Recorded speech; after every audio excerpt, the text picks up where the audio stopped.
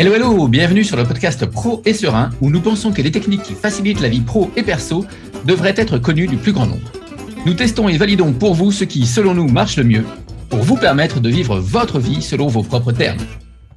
Hello, hello. Alors Geoffrey, aujourd'hui, tu vas nous parler de comment on pourrait dire ça, de persévérance, de s'accrocher, de vas-y mon pote. De passion et de persévérance, exactement. De passion et de persévérance. Ah, c'est beaucoup mieux dit que ce que je pouvais dire. Vas-y. Alors, effectivement, aujourd'hui, on va parler de l'art de la niaque. L'art de la niaque, c'est un livre qui a été traduit de l'anglais, qui a été écrit par Angela Duckworth, et le titre anglais, ça s'appelle Grit. Alors, peut-être quelques mots sur Angela Duckworth pour démarrer. C'est une jeune femme qui est née d'immigrants chinois aux États-Unis en 70. Elle vit dans le New Jersey et elle commence par s'intéresser à la neurobiologie avec une licence de neurobiologie à Harvard, juste comme ça. Et puis de Harvard, elle décide de se faire un master en neurosciences à Oxford parce que c'est sympa. Et ouais, puis elle continue et elle se fait un petit doctorat en psychologie à l'université de Pennsylvanie. Donc c'est assez intéressant. On voit quelqu'un qui a quand même pas mal bougé, qui a été prendre à droite, à gauche les choses qui étaient les plus pertinentes pour son développement. Et c'est vraiment un truc qu'on retrouve à travers tout le bouquin. Elle publie donc le livre Grit, The Power of Passion and Perseverance en 2016, qui est sorti donc sous le titre L'art de la niaque en 2018 en français. Et le bouquin est resté dans la best-seller list du New York Times pendant 21 semaines, ce qui fait un petit 5 mois, ce qui est pas trop mal, on va dire. Voilà. Ce que je trouve intéressant dans ce bouquin, c'est d'abord que c'est elle qui a fait les recherches. C'est-à-dire qu'elle a travaillé un peu dans un grand cabinet qui était McKinsey, et puis assez rapidement, elle s'est tournée vers le domaine de la recherche. Et finalement, c'est un livre qui vulgarise les résultats de ses recherches. Donc, on a quelque chose qui part de documents extrêmement pointus, extrêmement scientifiques, avec beaucoup de recherches, et qui est finalement mis à la portée de tout le monde. Et ça, c'est assez agréable quand on trouve des contenus qui sont accessibles sans avoir à se plonger dans le détail de comment ils ont analysé, de vérifier en double aveugle, etc., etc. C'est ça. Mais en fait, ce que tu dis aussi, c'est que c'est elle qui a fait elle-même. C'est pas Absolument. Un bouquin où tu vas lire d'après l'université etc. Exactement. C'est pas un journaliste qui va aller piocher et regarder ce que font les experts, etc. C'est intéressant que tu le soulèves, avec du pour et du contre, parce que du coup, elle est beaucoup moins détachée de sa méthode et de son approche que pourrait l'être un journaliste ou quelqu'un qui a beaucoup moins de recul. Elle est vraiment en plein dedans et on sent qu'elle veut... Ah oui, elle a raison. Quand tu lis le bouquin, elle est sûre d'elle et elle a raison. C'est important. Okay. D'accord. Alors, elle a construit le livre en 2 parties. C'est comme ça que je vous propose de vous le présenter. La première partie, c'est qu'est-ce que c'est que la niaque et pourquoi c'est important.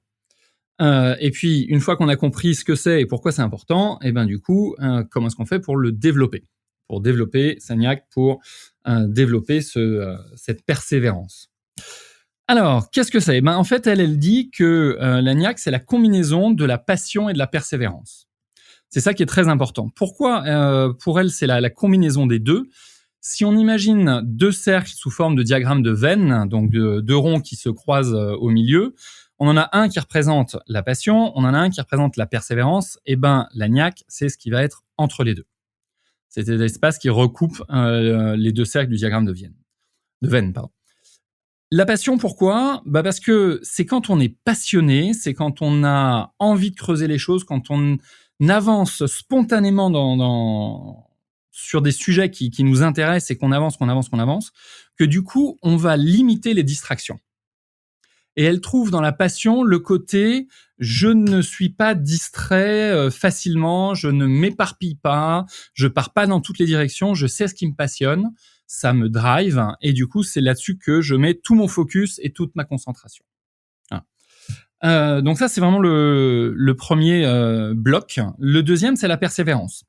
Et la persévérance, c'est la capacité de chacun à faire un travail qui est difficile. Il y a une forme de résilience, il y a une forme de s'accrocher, même dans les moments où c'est pas forcément évident. Alors, c'est assez intéressant parce qu'elle rebondit sur les travaux de Mihai Csikszentmihalyi avec Flow, par exemple. T'as appris à le prononcer, bravo. Merci. Donc, le concept de flow, et je ne redirai pas le nom de Mihai Csikszentmihalyi, bien sûr. Le concept de flow qui est lorsque je suis complètement immergé dans ce que je fais. Où elle dit ça, pour elle, c'est pas de la persévérance. C'est naturel, c'est facile, c'est etc. C'est différent. On pourrait imaginer que ça se touche, mais c'est intéressant qu'elle fasse la différence entre les deux parce que finalement, la persévérance, c'est différent du système de flow où on est naturellement dans quelque chose. La persévérance, ça va partir de l'idée pour elle de faire un effort, de décider, de dire ok, je suis passionné dans tel domaine, néanmoins il y a des trucs qui sont pas forcément évidents, et ben je vais choisir de m'accrocher et de continuer et de persévérer, même si ça demande un effort. Voilà. Et du coup, c'est la combinaison de la passion et de la persévérance qui vont donner la niaque, qui vont donner aux personnes cette capacité de dépasser, de déplacer les montagnes et d'avancer. Oui, Romain.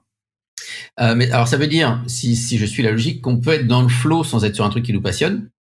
Oui. Et qu'inversement, on peut être persévérant et alors ouais. Sans être passionné. J'arrive pas à faire dans. Voilà, c'est ça. Ouais, c'est ça. Ouais. C'est-à-dire que quand tu peux très bien être dans le flow sur un sujet qui t'anime maintenant, là, tout de suite, sans que ça soit une passion. Tu vas, je sais pas, regarde dans le métro, tous ceux qui jouent sur leur téléphone, ils sont complètement dans le flow. Ils cochent toutes les cases. J'ai instant reward, j'ai le truc qui m'absorbe. Si le métro continuait pendant 2 heures, je pourrais oublier d'avoir faim et je pourrais perdre la notion du temps. Néanmoins, je suis pas sûr que tous ceux qui jouent soient passionnés de Candy Crush. Ouais, voilà. Je vois. Donc, on peut être passionné et être dans le flow sans être persévérant. Et à l'inverse, on peut être persévérant parce qu'on dit, ça, c'est pas ma passion, mais c'est important que je le fasse. Par exemple, les impôts. Persévérant et dans le flow sans être passionné. Ouais. Voilà, sans être passionné. Je vais être persévérant et je vais faire mes impôts et je vais faire mes taxes, etc. Je suis pas sûr que je sois passionné pour autant. Voilà. Et c'est la combinaison de ces deux éléments qui donne vraiment ce qui a été traduit en français comme étant la niaque.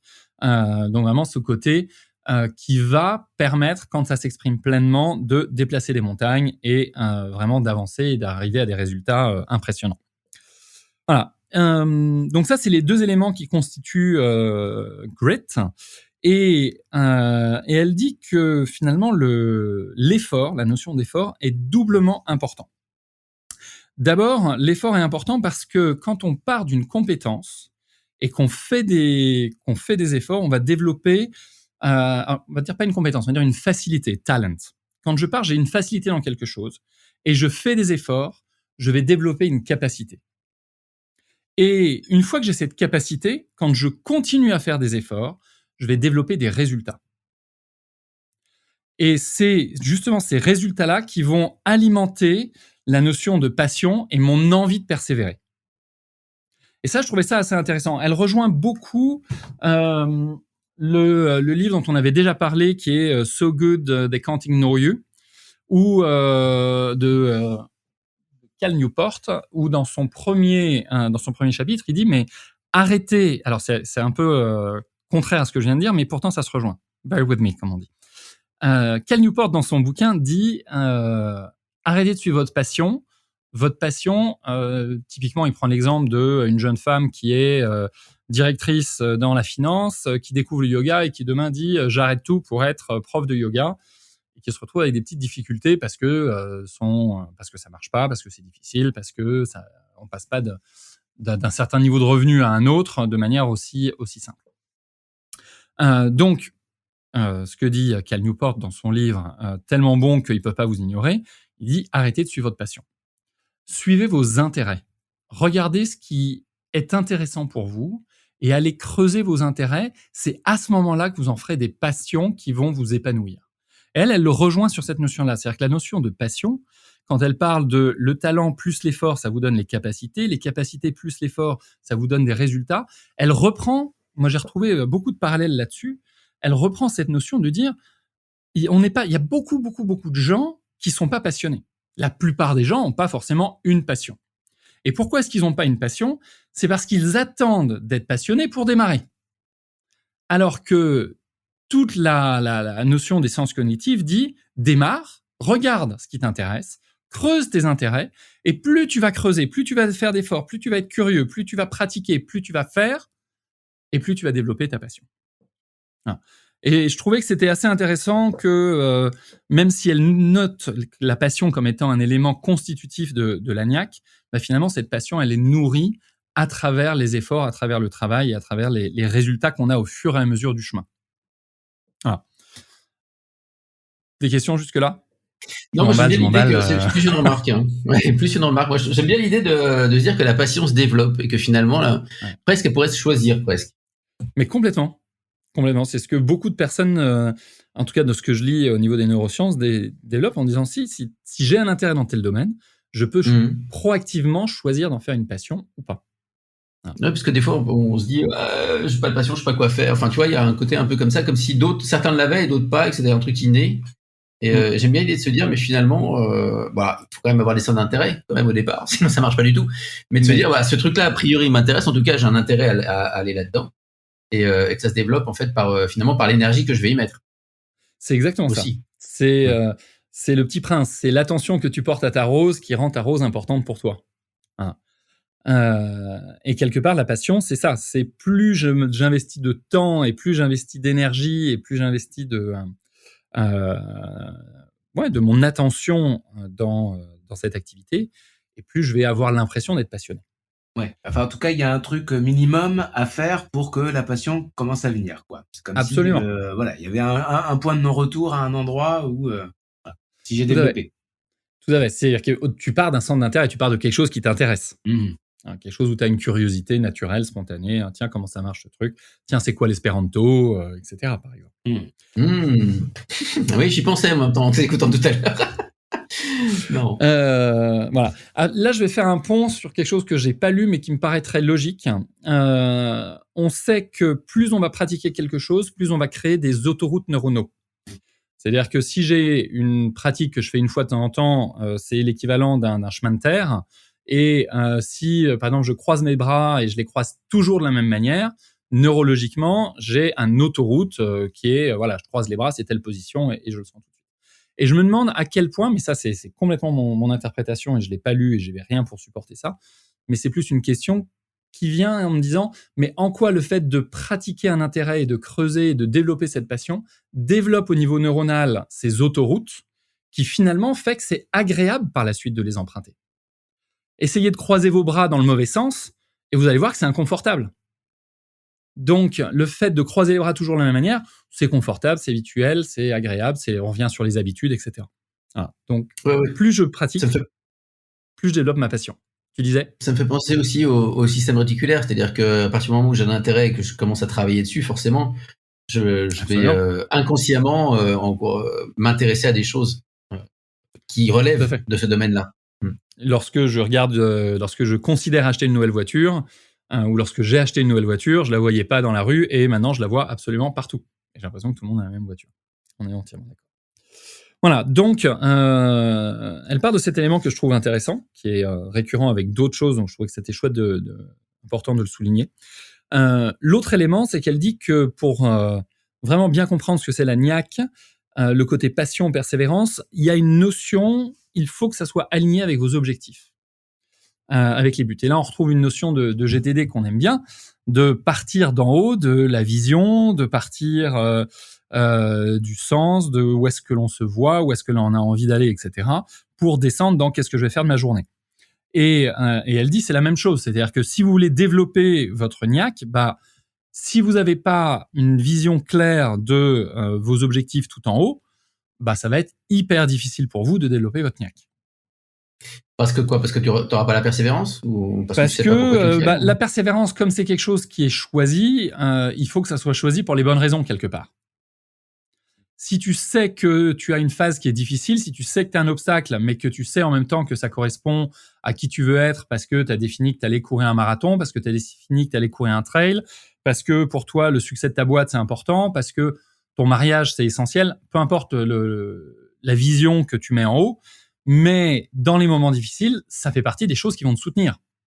Donc, lorsque tu vas pas être dans la passion et que tu vas être plus dans la notion de persévérance, le fait d'être au clair sur tes objectifs tout en haut de la pyramide, ça va te permettre de dire non, c'est là que je veux aller, c'est là le cap, le but, l'objectif, et je lâche rien. Et si tu as pas cette boussole, ça va être beaucoup plus difficile de maintenir l'élément de persévérance. So far, so good? Yeah. Absolument. Yes. Parfait. On dit aussi yes en espéranto d'ailleurs pour dire oui. Donc, ça, c'est maintenant qu'on a compris qu'est-ce que c'est que l'ENIAC et pourquoi c'est important. On va aller creuser la notion de comment est-ce que je développe cette compétence. Parce que comme toutes les compétences, ça peut être développé. Et là, elle rejoint beaucoup les travaux de Carol Dweck sur mindset, le growth mindset et le fixed mindset. Tout ce qui a été prouvé dans ces dernières années avec le fait de la plasticité neuronale, le fait que notre cerveau peut apprendre à tous les âges. Si vous avez jamais jonglé, je vous invite par exemple à essayer de jongler. Vous allez voir que quel que soit votre âge, vous allez pouvoir apprendre à jongler et ça va développer une nouvelle zone dans votre cerveau. Juste pour ça, c'est intéressant d'apprendre à jongler. Donc, elle dit que, bien évidemment, on peut apprendre à développer cette compétence de NIAC. Et comment est-ce que ça fonctionne? Alors, elle propose 2 approches.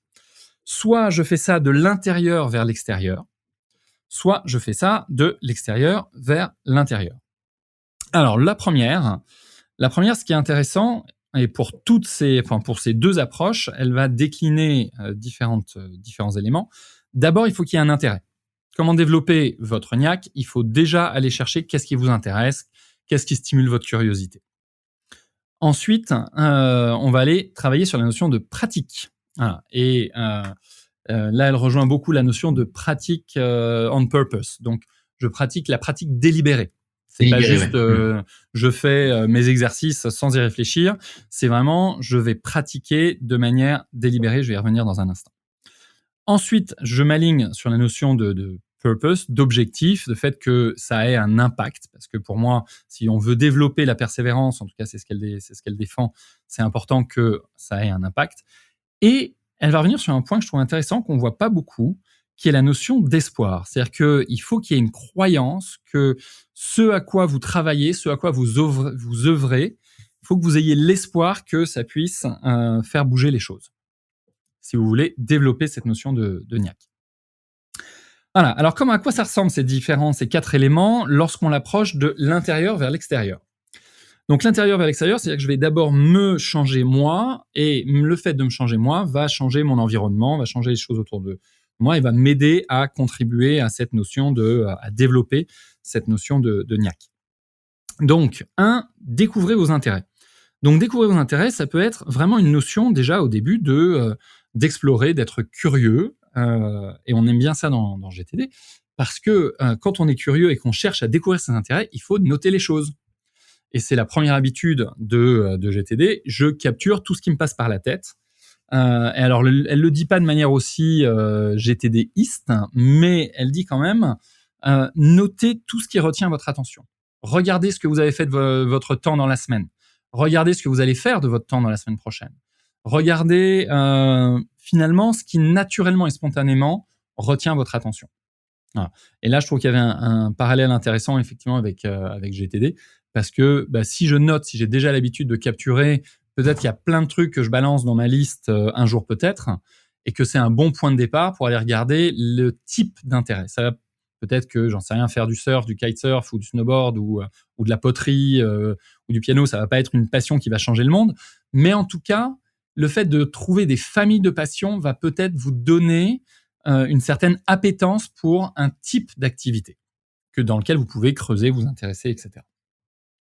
Une fois que j'ai découvert un ou plusieurs intérêts, mais je vais pas en prendre 50, je vais essayer d'explorer et de me recentrer sur un certain nombre, et bien du coup, je vais faire cette pratique délibérée. Donc, la pratique délibérée, pour rappel, parce qu'on a un très très bon épisode sur le Talent Code qui est vraiment spécifique sur la pratique délibérée, c'est je vais définir un objectif qui est légèrement au-delà de ma zone de confort. C'est-à-dire quelque chose qui est un objectif qui est un peu plus dur, un peu plus loin que ce à quoi je m'attendais et ce qui me paraissait facile à obtenir. Et puis, je pratique avec 100% de ma concentration. Pas de notification, pas d'interruption, pas de etc. Et ensuite, je cherche une réponse immédiate, un retour immédiat. C'est vraiment quand on prend Talent Code, il donne l'exemple de la musique. Quand je pratique un morceau de musique et je fais une fausse note, je l'entends tout de suite. Quand je joue au tennis et que je tape une balle qui sort du cours, je sais immédiatement que ce geste-là, c'est pas le bon. Donc, on va aller chercher un retour immédiat. Et puis, je vais répéter l'action jusqu'à ce que j'arrive à développer mon niveau de compétence. Donc, je pratique avec ce niveau de concentration, pratique délibérée. Ensuite, je vais chercher à rattacher, troisième élément, dans ce inside-out, de l'intérieur vers l'extérieur, je vais essayer de rattacher cette pratique à quelque chose de plus grand que moi. Si quand je fais du piano, quand je fais du tennis, quand je pratique la chose qui m'intéresse, ça peut être en business, ça peut être une compétence de web marketing, par exemple. Je suis curieux de voir comment marche Google Analytics ou Google AdWords, et puis finalement une petite curiosité, ça devient un intérêt, et puis de l'intérêt, je commence à faire des pubs, je vois que les pubs ça marche, etc. J'ai un retour immédiat, c'est très agréable ce côté de la technologie où on a finalement des retours assez rapides. Finalement, je vais voir en quoi il y a un intérêt plus grand que juste l'intérêt de ce que je suis en train de faire. En quoi ça se rattache à quelque chose de plus grand. Mes pubs Google, peut-être que ça va me permettre de développer mon activité. Développer mon activité, ça va me permettre d'être la personne que j'ai envie d'être à moyen terme, à long terme, etc. Voilà. Pareil pour le piano. Peut-être qu'en faisant du piano, ça peut donner le goût de la musique à mes enfants. Peut-être qu'on peut toujours rattacher finalement une pratique, aussi simple qu'elle soit, à quelque chose de plus grand que soi. Donc, on va aller chercher quelque chose comme ça qui va donner du sens à notre pratique. Et si on monte dans les niveaux logiques de deals, par exemple, tout en haut, il y a l'appartenance. Quand je fais telle activité, à quel groupe de personnes j'appartiens? Voilà. Et j'appartiens au groupe de personnes qui développent leur activité, qui partagent la musique avec des amis, avec leurs enfants, et ainsi de suite. Voilà. Et ça va aider avec le fait de faire grandir votre niaque au quotidien. Quatrième et dernier point de cette inside out, de l'intérieur vers l'extérieur, donc c'est nurturing hope. Nurturing hope, ça veut vraiment dire alimenter, arroser, faire grandir l'espoir que finalement cette pratique va apporter plein de choses. On retrouve la notion de growth mindset, de cerveau qui grandit, de s'adapter, d'avoir un regard optimiste sur les choses. Peut-être que c'est qu'une goutte d'eau dans un océan, peut-être qu'on retrouve la notion du colibri également un petit peu à ce niveau-là. Peut-être que c'est qu'une petite goutte d'eau, mais finalement, ça contribue à me donner de l'espoir. Donc, le purpose, c'est je rattache quelque chose avec l'activité à quelque chose de plus grand que moi. Hope, c'est quelque chose qui me donne à moi de l'espoir. Voilà. Et ça, c'est les 4 points sur le inside out. Alors maintenant, de l'outside in, donc comment est-ce que je peux m'appuyer sur l'environnement, sur les choses extérieures, pour développer ma niaque et cette notion de passion et de persévérance. Alors déjà, il y a toute une partie qui est le côté parenting. Alors elle l'appelle parenting, on pourrait imaginer que c'est du coaching, que c'est du management, c'est aller chercher chez les autres de l'aide pour développer cette compétence. Peut-être que dans le cadre de votre pratique délibérée, les personnes autour de vous peuvent vous faire un retour. Peut-être qu'il y a des experts, peut-être que vous pouvez trouver des mentors, peut-être que vous pouvez trouver tout un tas de personnes qui peuvent vous aider à développer votre niaque et votre persévérance et votre passion. Peut-être que le fait de s'entourer, et j'anticipe sur le 3e point, donc je garde cette idée. Garde des biscuits quand même. Exactement. Voilà, donc parenting, c'est vraiment la notion de je trouve des rôles modèles, je trouve des mentors, je trouve des personnes pour m'aider à faire grandir cette passion et cette persévérance. Elle met pas mal de poids sur l'environnement, le lieu où vous pratiquez. Est-ce que le lieu où vous pratiquez est cohérent par rapport à ce que vous essayez de faire? Est-ce qu'il va soutenir votre pratique ou est-ce qu'il va au contraire la gêner et la perturber et vous distraire? Donc il y a vraiment une notion de l'environnement. Alignez votre environnement avec ce que vous essayez de faire. Vous verrez que ça sera beaucoup, beaucoup plus facile. Et 3e élément de ce outside in, aller chercher à l'extérieur des choses pour nous aider à à développer cette niaque, eh ben finalement, c'est la culture, c'est les gens avec lesquels vous passez du temps, c'est les livres que vous lisez, c'est les échanges que vous construisez, parce qu'on sait que plus vous allez vous entourer de personnes qui ont les résultats que vous cherchez et que vous souhaitez avoir, et plus ça va être facile pour vous d'acquérir les réflexes, d'acquérir le lingo, d'acquérir tout un ensemble de choses, le langage, les habitudes, qui vont vous permettre d'atteindre les résultats que vous souhaitez atteindre.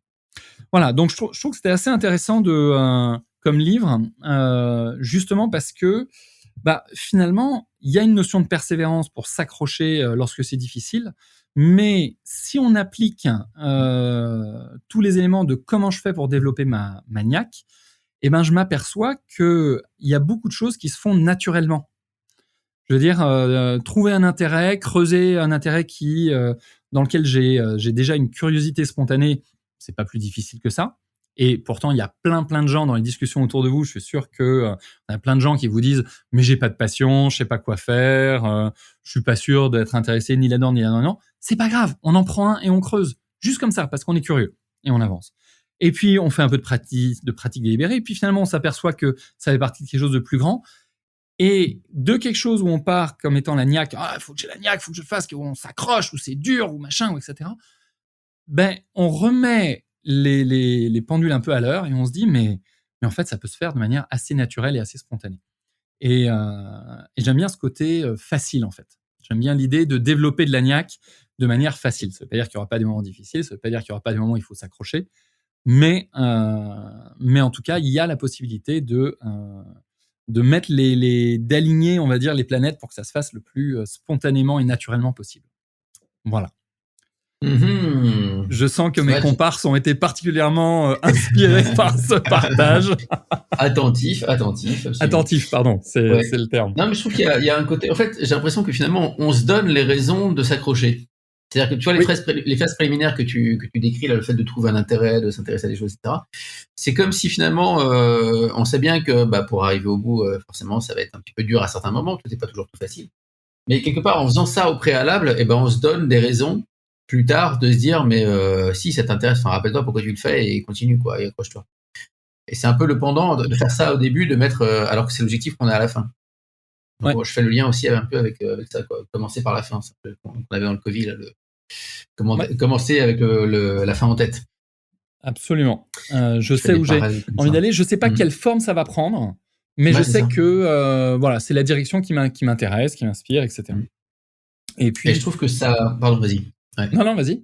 Je t'en prie. Non, je trouve que ça rationalise un peu le célèbre prétendez que c'est vrai jusqu'à ce que ça le devienne, quoi. Fake it until you make it.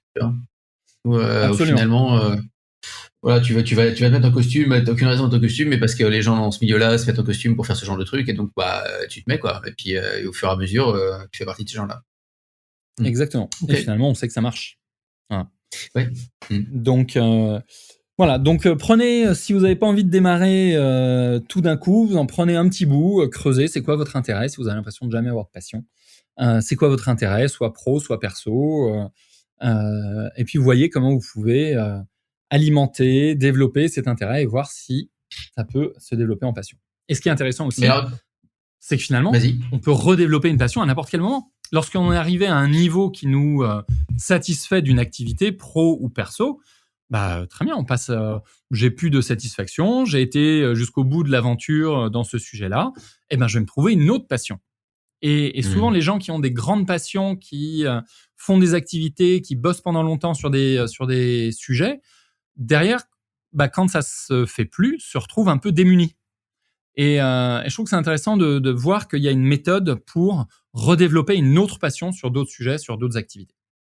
Voilà. Et du coup, est-ce qu'il faudrait pas...